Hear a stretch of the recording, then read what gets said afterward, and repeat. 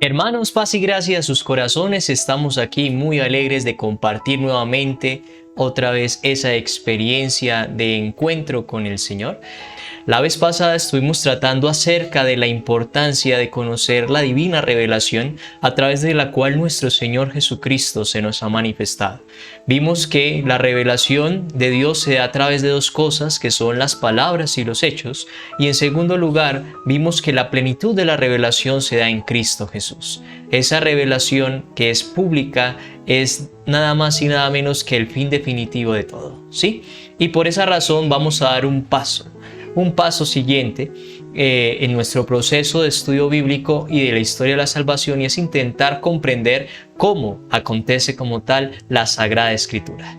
Por eso hoy tenemos este tema en Historia de la Salvación: cómo entender la Biblia, cuál es la forma concreta de comprenderla, y vamos a centrarnos especialmente en los géneros literarios. Pero antes, como debemos hacerlo siempre, vamos a ponernos en la presencia del Señor para que sea Él el que nos guíe, el que nos ilumine a través de este proceso. Por eso iniciamos entonces juntos en el nombre del Padre, del Hijo y del Espíritu Santo. Amén. Con entrega, Señor, a ti venimos. Escuchar tu palabra deseamos. Que el Espíritu ponga en nuestros labios la alabanza del Padre de los cielos. Tu palabra, Señor, se convierta en nosotros, en la fuente que salta hasta la vida, en el pan que repara nuestras fuerzas, en el himno de amor y de alabanza que se canta en el cielo juntamente. Gloria a ti, Padre nuestro, y a tu Hijo el Señor Jesucristo, nuestro hermano, y al Espíritu Santo bondadoso, que ahora pone tu palabra en nuestras manos. Danos la gracia generosa de estudiarla con el alma en tu regazo. Amén. Espíritu Santo, fuente de luz divina, ilumínanos y santifícanos. Espíritu Santo, fuente de luz divina, ilumínanos y santifícanos. Espíritu Santo, fuente de luz divina, ilumínanos y santifícanos. Amén. San Jerónimo, ruega por nosotros. San Ignacio de Loyola, ruega por nosotros. Sagrada Familia de Nazaret, bendecidnos con amor. Como vemos en pantalla, la palabra por sí misma tiene fuerza para mover nuestra vida al cambio, y cuando Dios habla no es con respecto a cosas superficiales o intrascendentes, sino para llegar hasta lo más íntimo de nuestra vida. Por esa razón es que la palabra en sí misma nos ayuda y nos motiva a nosotros a cambiar, a encontrar que Dios nos habla de una forma concreta y que busca hacernos tomar conciencia de lo que estamos y no haciendo en nuestra vida diaria. La palabra no es infecunda, siempre y cuando nosotros abramos el corazón y permitamos que Él, en su infinita misericordia, pues nos muestre con su amor, y nosotros desde nuestra libertad acojamos eso tan bello que Él nos quiere proponer. La temática que vamos a tener entonces en esta sesión va a ser, en primer lugar, vamos a ver los géneros literarios, luego vamos a tratar acerca de la narrativa bíblica y finalmente vamos a tratar acerca de los contextos en la narrativa bíblica. Empezando por el inicio, vemos entonces en los géneros literarios. ¿Qué pasa? Esto ya algunos de los que habían tenido las sesiones de Sagrada Escritura, de estudio bíblico, lo habíamos visto muy superficialmente. Vamos a intentar profundizar hermosamente en esto, porque nos va a ayudar a comprender la esencia de la Sagrada Escritura, la forma de interpretarla, la forma de hacer la vida. Entonces, los géneros principales que nosotros tenemos son la narrativa bíblica, la poesía bíblica y el discurso en prosa de la Biblia. Si nosotros nos ponemos a buscar de pronto en tutoriales, en diversas formas a nivel del estudio de la Biblia, podríamos encontrar algunos más. Pero estos son los tres grandes grupos. Podrían hablarnos de pronto del género apocalíptico, nos podrían también mencionar el género sapiencial, el género mítico, pero todos estos tres grandes grupos abarcan en realidad los géneros principales que están en la Sagrada Escritura. Ahora bien, ¿qué pasa? Resulta que nosotros tenemos acá en la narrativa bíblica que está compuesta, este va a ser incluso el itinerario que vamos a recorrer con respecto al estudio de la narrativa bíblica a profundidad, es que hay un argumento, hay unos personajes, hay un contexto, unos patrones de diseño. Vamos a intentar profundizar el Evangelio y también las parábolas de Jesús. Estos son los ítems que vamos a tratar en las próximas sesiones. En esta de hoy vamos a profundizar sobre las tres primeras, sobre el argumento, sobre los personajes y el contexto. Los argumentos no son otra cosa que hechos, son hechos que buscan que nosotros tomemos conciencia de que hay una situación que ocurre en un contexto específico donde hay un personaje particular para así transmitirnos un mensaje.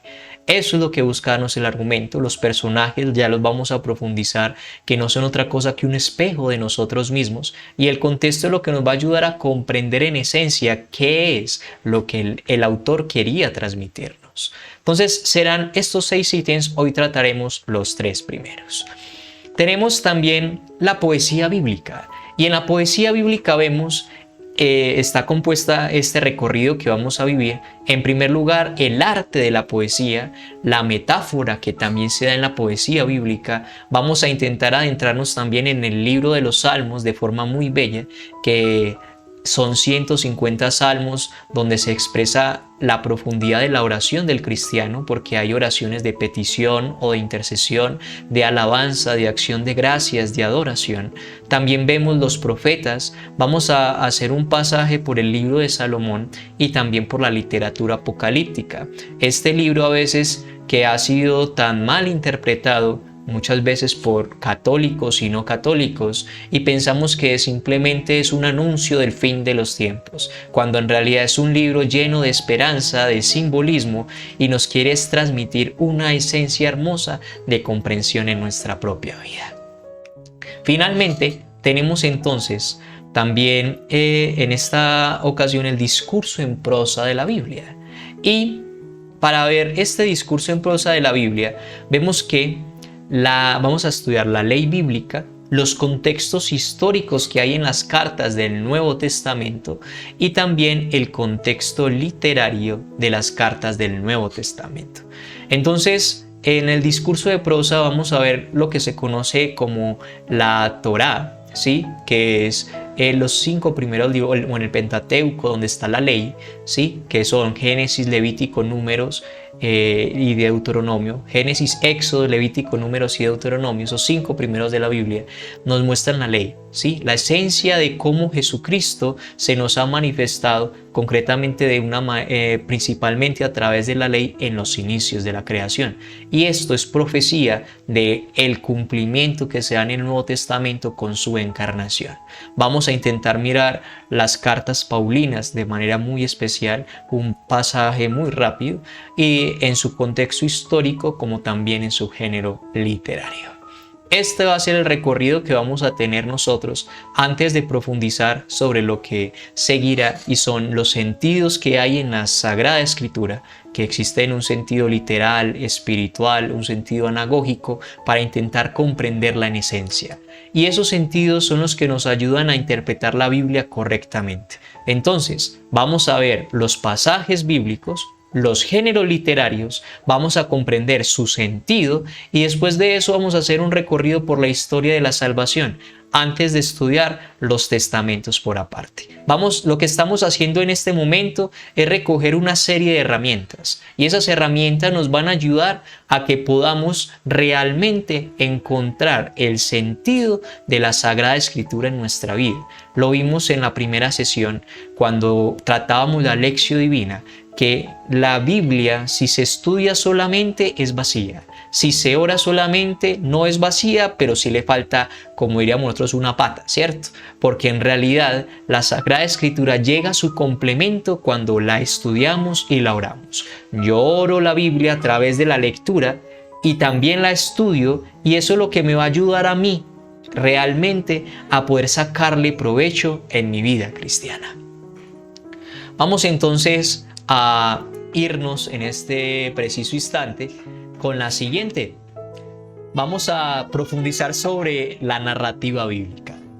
Esa narrativa que nos va a contextualizar, de hecho es la que más se presenta en la Sagrada Escritura, es el género literario que está más presente, vamos a intentar profundizar sobre él. En primer lugar, tenemos el argumento bíblico. ¿Qué queremos decir con el argumento bíblico? Partamos del hecho de que el argumento significa hecho. Un argumento es un hecho concreto, ¿sí? Ese argumento bíblico, ahora en este caso cuando hablamos de los argumentos bíblicos, nos intenta hacernos caer en la cuenta de que la Biblia no es aparte. A veces corremos el riesgo de interpretar la Sagrada Escritura simplemente desde un pretexto, es decir, un versículo. Entonces dice, por eso es que comamos y bebamos, que mañana moriremos. Lo dicen los romanos. Si nosotros tomamos solamente ese texto bíblico, decimos, es que está justificado, ¿sí? Está justificado que comamos, bebamos, que mañana moriremos, o sea, no sabemos nada. Pero realmente si vemos un poco más hacia atrás o un poco más hacia adelante en el mismo texto, nos daremos cuenta que ¿qué dice? Por eso yo les digo, no viváis como los paganos, que se mantienen diciendo, comamos y bebamos que mañana moriremos. Vosotros sed hijos de la luz. Ese texto, ese contexto ya es muy distinto. Entonces, el argumento es un hecho. Y la formación de un argumento mayor se da por argumentos pequeños, por hechos pequeños. Nosotros lo llamaremos, digamos, en el teatro por escenas, ¿sí? Entonces, primera escena, el niño sale de la casa. Segunda escena, el niño se encuentra con el amiguito. Tercera escena, el niño se cayó. Cuarta escena, el niño va donde la mamá. Quinta escena, la mamá lo cura. Y sexta escena, los dos son felices otra vez. Las escenas son esos argumentos que nos ayuden a comprender el argumento mayor, que es la totalidad. ¿Y qué nos quiere decir toda esta obra? Que el niño, cuando se cae, en el momento en que está triste o cuando se aporrea, siempre va donde su madre y su madre le sana. Eso es lo que nos quiere decir todo. Pero si nosotros lo tomamos únicamente por una escena aparte, eso lo que nos va a llevar es a interpretar de forma equivocada realmente este texto. Por eso la formación del argumento mayor se da por otros argumentos menores. Es decir, la formación de la obra de teatro o de la obra completa se da cuando nosotros tenemos diversas escenas. Y aquí vemos que hay como tal tres cosas fundamentales dentro de estas escenas o dentro de estos argumentos bíblicos. La primera es el personaje, ¿sí? El personaje, el conflicto y el desenlace. De hecho, en la narrativa, cuando hablamos de narrativa, viene de narración, y narración es como descripción, y la descripción la podemos relacionar con los cuentos. Nosotros vemos que en la narrativa hay un inicio, hay un nudo, hay un desenlace, como lo decían en la escuelita. La narrativa tiene lo mismo, pero ese inicio parte con un personaje que nos intenta a nosotros mostrar sobre qué va a tratar ese argumento. Entonces, si logramos leer todo el cuento, vamos a lograr ver cuál es el mensaje real que hay. Por ejemplo, las fábulas, que son aquellos cuentos que utilizan animales para intentar ejemplificar. Si nosotros vemos esas fábulas, nos damos cuenta que el inicio, el nudo y el desenlace es lo que nos da la moraleja. La moraleja no viene solo con el inicio, no viene solo con el nudo, ni tampoco solo con el desenlace. Es necesario que yo pueda tratar las tres, ¿sí? Si yo leo la plenitud de ese libro, voy a comprender en esencia su mensaje. Por eso la gran invitación es a que nosotros intentemos mirar los argumentos. Para comprender la esencia de una historia hay que leerla en su totalidad. Cuando leemos, por ejemplo, el libro de Isaías, entonces leemos un capítulo, vemos que normalmente la Biblia tiene algunos subtítulos. Si usted sale una parte completica, una parte de unos cuantos versículos de la Biblia, pero no lee la plenitud del texto, no lo vas a poder comprender porque no sabes el contexto en el que se da. Por ejemplo, si nosotros vemos el Padre misericordioso y solamente vemos que leemos la parte, entonces el hijo pródigo volvió y el padre lo abrazó. Ay, no, qué padre tan tierno. Pero como nosotros ya conocemos el contexto de toda la historia, logramos entender que en realidad lo que quiere decirnos es que ante la fragilidad humana Dios siempre está esperando, porque no solamente es que el padre espera, es que el hijo desprecia. Y a pesar de ese desprecio, el padre sigue esperando. Y después, cuando regresa, lo abraza y lo ama con el corazón.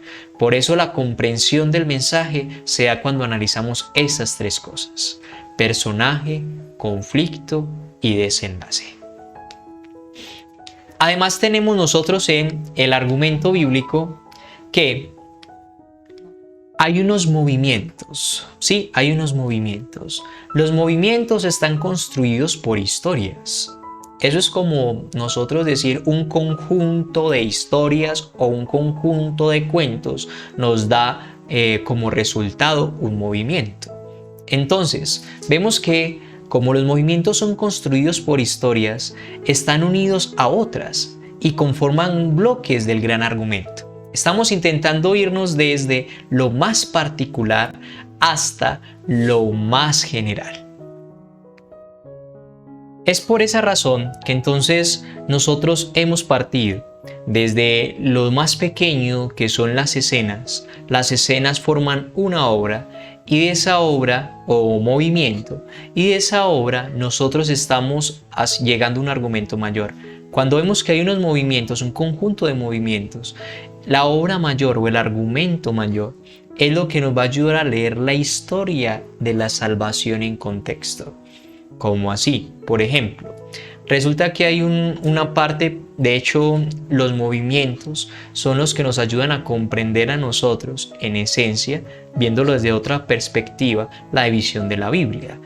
Por ejemplo, vemos que está el Pentateuco, 5 libros, los profetas, pues forman un movimiento porque tienen estilos literarios parecidos, los sapienciales, lo mismo, un estilo similar. Entonces vemos que el Eclesiástico, Sabiduría, Eclesiastés, tienen un movimiento muy similar. Los poéticos, vemos los Salmos, Lamentaciones, Cantar de los Cantares. Entonces, esa serie de movimientos nos ayudan, esa serie de historias forman movimientos y el movimiento nos ayuda a comprender el argumento mayor.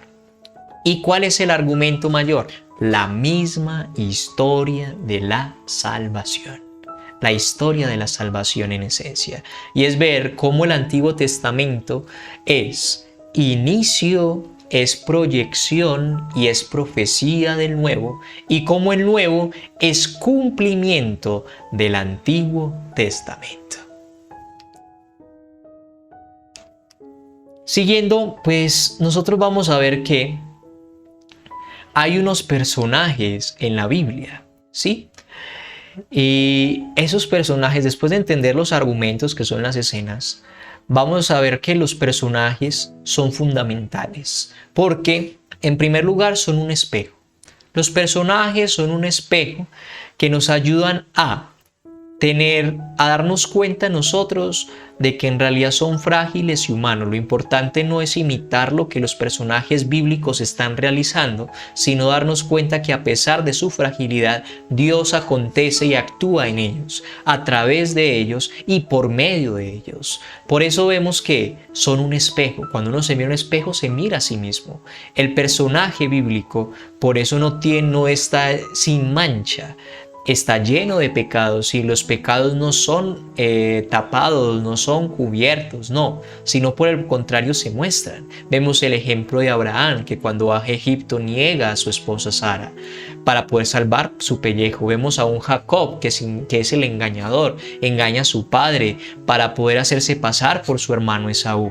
Vemos también a un Noé que se emborracha, a un Lot que luego de emborracharse llega y se acuesta con sus hijas, a un David que desea una mujer llamada Betsabé, que era casada, después de estar con ella, de desearla, de tomarla.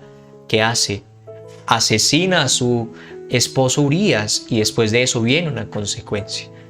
Por eso es que a pesar de su condición, a pesar de lo que somos, Dios nos ama y nos acoge. Vemos entonces que luego de esas situaciones y esas vivencias fuertes y complejas, el Señor actúa en ellos y les da un corazón sincero y contrito.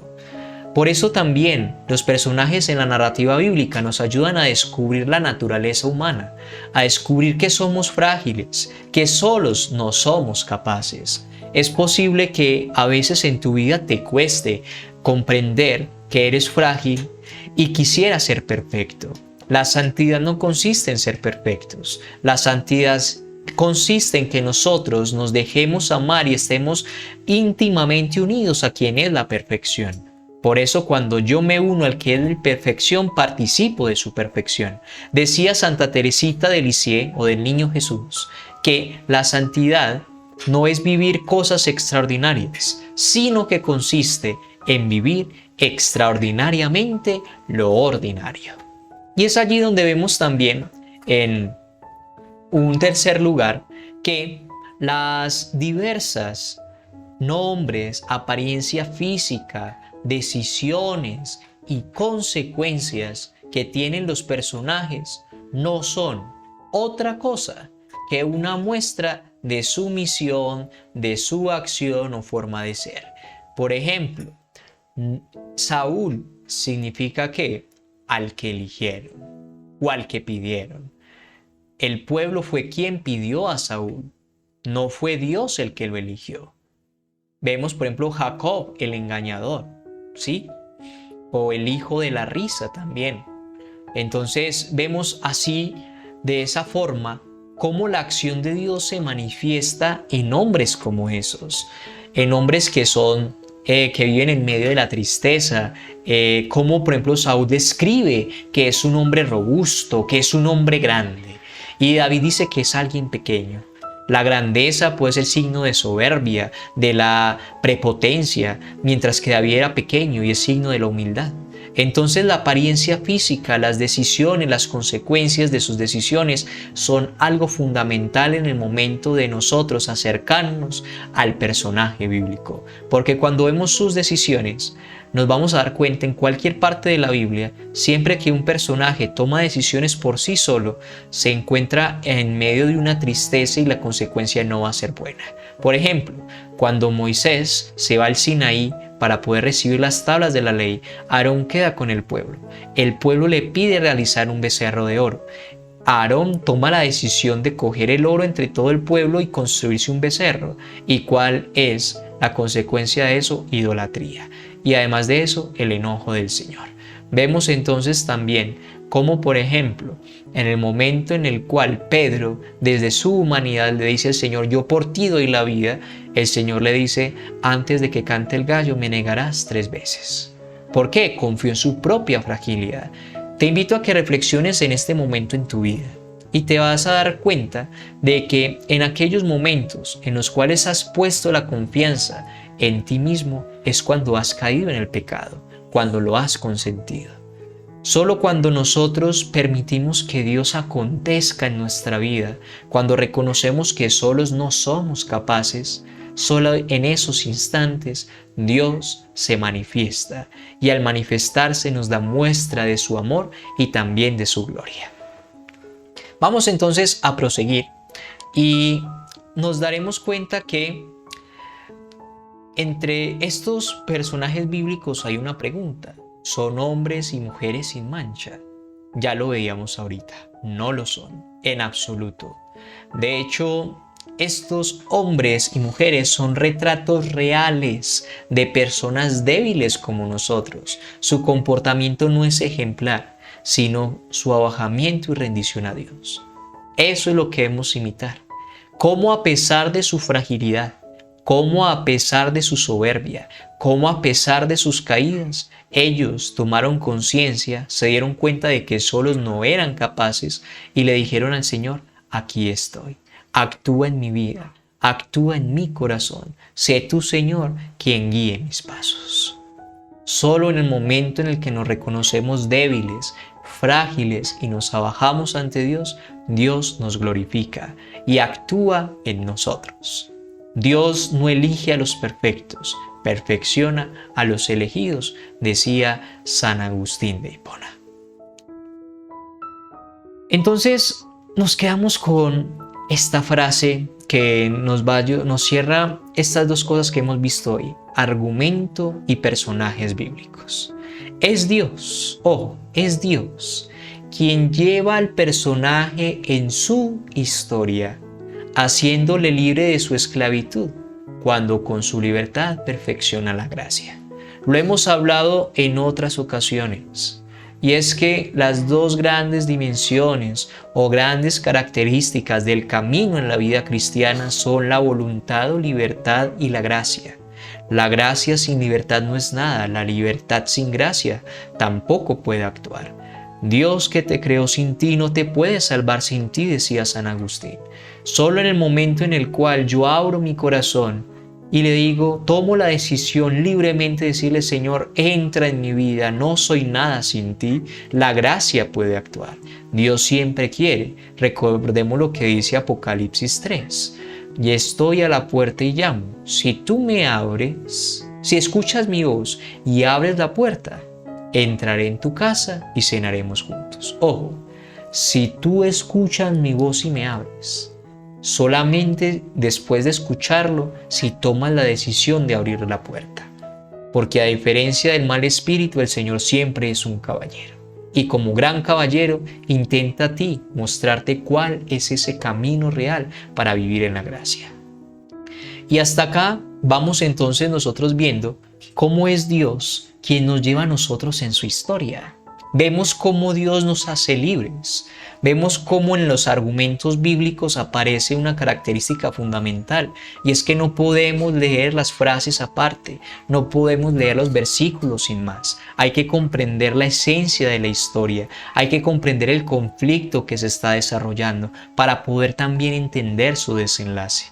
Solo cuando abrimos el corazón y pedimos la gracia del Espíritu Santo, esta narrativa bíblica va a ser más fácil y sencilla intentar comprenderla en nuestra vida.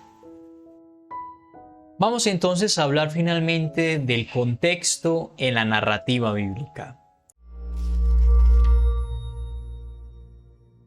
En todas las historias que has escuchado, la acción sucedió en algún lado, y ese lugar se llama contexto. Y ya que hemos estado aprendiendo cómo leer las narrativas bíblicas, hablemos de cómo funciona el contexto en la Biblia.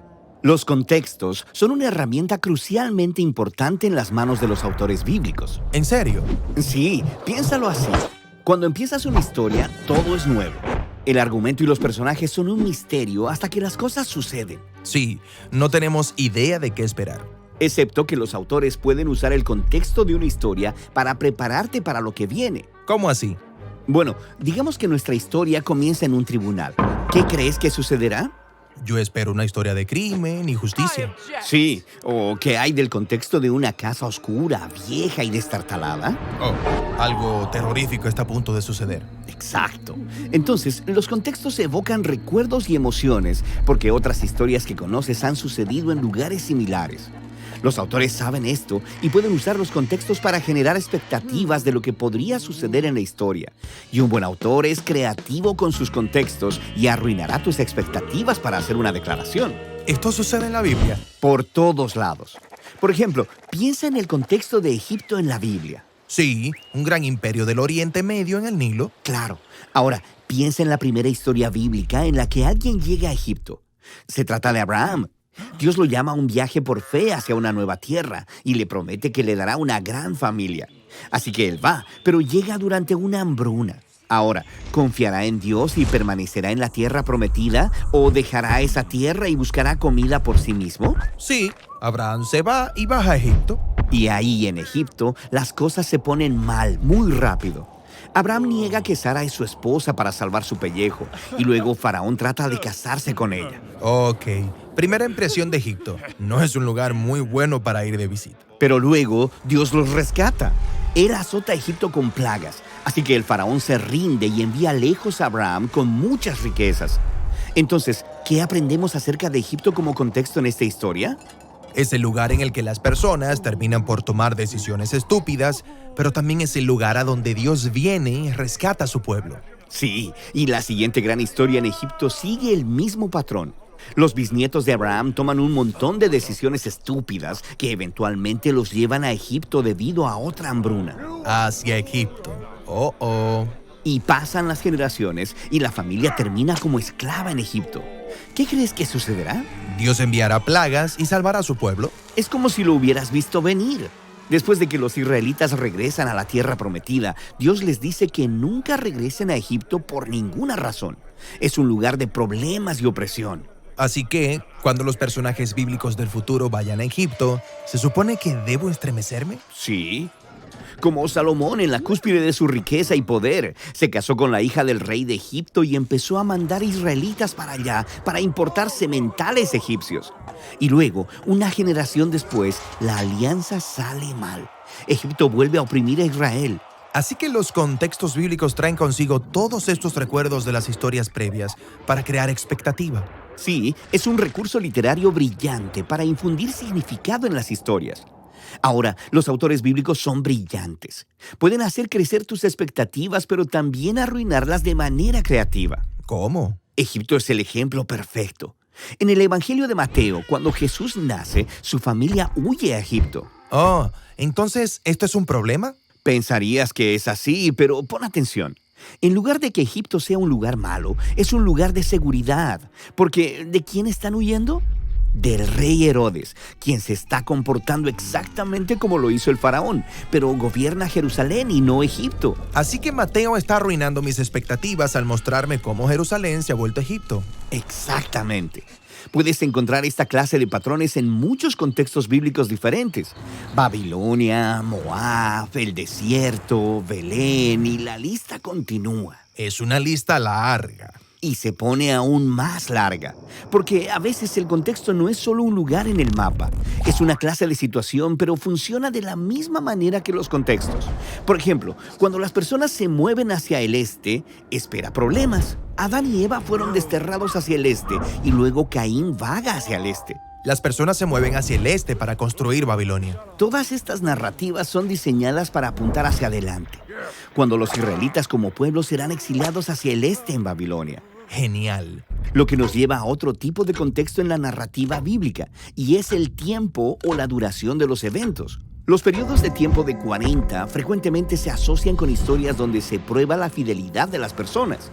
Noé en el arca durante 40 días y 40 noches, y luego se baja y se emborracha. Los israelitas se impacientan al esperar a Moisés 40 días en el monte Sinaí, así que hacen un becerro de oro. O después de que los espías israelitas investigan la tierra durante 40 días, el pueblo se rebela, así que tienen que vagar por el desierto durante 40 años. Pero luego tenemos la historia de Jesús, quien fue probado en el desierto 40 días, y él revierte la expectativa.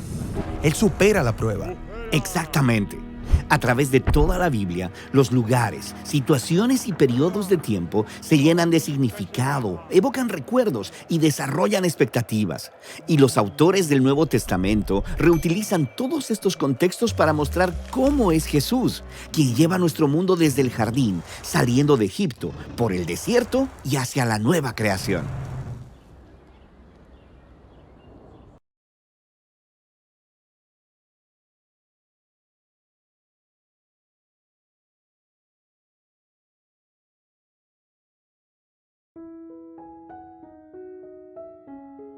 Tenemos que el contexto en la narrativa bíblica, primero, nos ayuda a preparar, a recordar y a crear expectativa. El contexto, como lo habíamos visto o hablamos ahorita previamente, lo que busca es que nosotros como seres humanos nos demos cuenta en qué ambiente está la persona. Comprendamos cuál es su cultura, comprendamos de qué está rodeado y de esa manera podamos darnos una idea más clara de qué es lo que está funcionando, de qué es lo que está viviendo.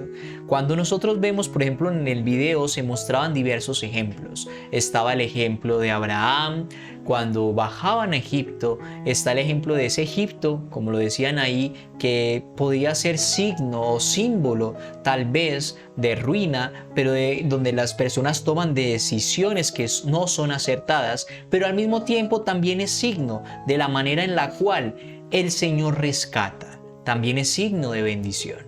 Por eso es que los contextos ayudan, como decía esa expresión, a arruinar las expectativas del lector.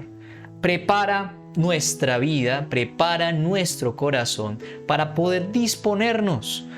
¿Para qué? Para poder entender, para poder profundizar en ese contexto bíblico. Cuando yo comprendo el contexto, voy a sacarle mayor jugo a ese versículo bíblico, a esa cita bíblica, porque voy a entender no solamente lo que el autor quiso decirme, sino también cómo eso se actualiza en mi vida diaria, cómo un texto en un contexto que se dio aproximadamente en la Edad Media, año primero, segundo o en los años 30 después de Cristo, nos habla hoy en el siglo XXI. Y la forma de comprenderlo es saber que la preparación, el recuerdo y las expectativas que nos genera no son otra cosa que mostrarnos cuál es el propósito fundamental del autor. Además de eso, vemos que el contexto bíblico busca hacer alusión al tiempo y a la duración. Tiempo y duración, dos cosas muy concretas.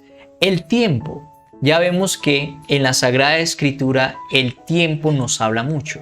Cuando dice 7 días, cuando hablamos de 40 días, 7 días como un signo de perfección, el 7 es plenitud, el 6 es perfección, el 3 es Trinidad, el 12 es signo de multitud, el 144 multitud de multitudes, 144.000 multitud de multitudes de muchísima gente.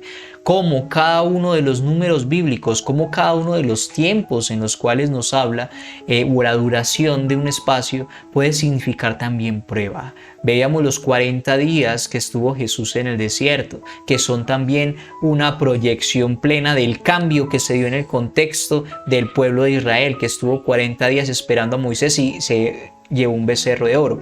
Jesús estuvo 40 días, pero a cambio lo venció, sí, a través de la misma fortaleza que el Espíritu Santo le daba. Por eso el tiempo, la duración, también nos ayudan a nosotros a comprender la esencia del contexto bíblico. Ojo, no vayamos a olvidar esto.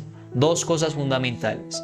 Los contextos ayudan a arruinar las expectativas del lector, pero además de eso, nos prepara, en primer lugar, para poder recordar, crearnos expectativa. Y en segundo lugar, nos hace alusión a los tiempos y a la duración. Te invito a que nos dejes aquí tus comentarios acerca de este video si de pronto tienes alguna duda, alguna pregunta, un cuestionamiento acerca de esta sesión que hemos visto en el día de hoy. Y de esa forma vamos a intentar comprender la esencia de Dios en nuestras vidas. Vamos a ver cómo Dios sigue actuando, actúa y actuará en la historia del pueblo y también en la nuestra si nosotros lo permitimos. Hoy vimos 3 cosas fundamentales. 1, los géneros literarios, donde vimos que hay 3. La narrativa bíblica, la poesía y finalmente el discurso. Y de esa narrativa vimos 3 elementos. El primero de ellos, el argumento. Los hechos, las escenas o esos sucesos que nos ayudan a comprender el gran argumento que es la historia de la salvación. En segundo lugar, los personajes que nos intentan mostrar cómo somos nosotros un ejemplo vivo de esa acción de Dios en nuestra vida. Y un tercer momento vimos también el contexto, que nos ayuda a comprender de manera más profunda y clara qué fue lo que el autor quiso compartirnos y decirnos. Entonces te invito a que profundices en esta sesión, deja algunas de las preguntas en los comentarios y si de pronto también quieres vincularte para poder reunirnos el miércoles, los miércoles de cada semana nos encontramos desde las 7:40 hasta las 8:20 aproximadamente, hora Colombia, por una reunión de Zoom donde intentamos compartir inquietudes, donde también profundizamos un poco sobre estos temas. Si así lo deseas, escríbelo en tus comentarios y te incluiremos en el grupo donde enviamos también este link. No olvides de que en realidad juntos somos más para servir con mayor amor. Vamos en este momento a disponernos para hacer entonces la oración final y darle gracias a Dios por este espacio que hemos vivido. En el nombre del Padre, del Hijo y del Espíritu Santo. Amén.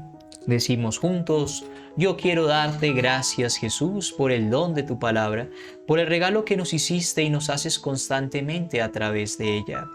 Te pido que derrames tu Espíritu Santo sobre nosotros, para que Él nos dé el amor a la palabra que Él ha inspirado. Haz que cada día, Señor, la amemos más, que deseemos conocerla cada día más profundamente, la llevemos a nuestra vida y comuniquemos a los demás lo que hemos recibido de ti. Haz, Señor, que tu palabra inspire y anime nuestra vida personal y comunitaria. Concédenos la gracia de ser servidores de tu palabra, ya que tú nos has dado el don de ella y cada día nos enriqueces con su luz. Gracias, Señor. Amén. Abran entonces el corazón y no olviden de que Dios no elige a los perfectos, perfecciona a los elegidos. Un abrazo muy fraternal para todos. Que Jesús, María y José os bendiga y bendiga a nuestras familias. Amén.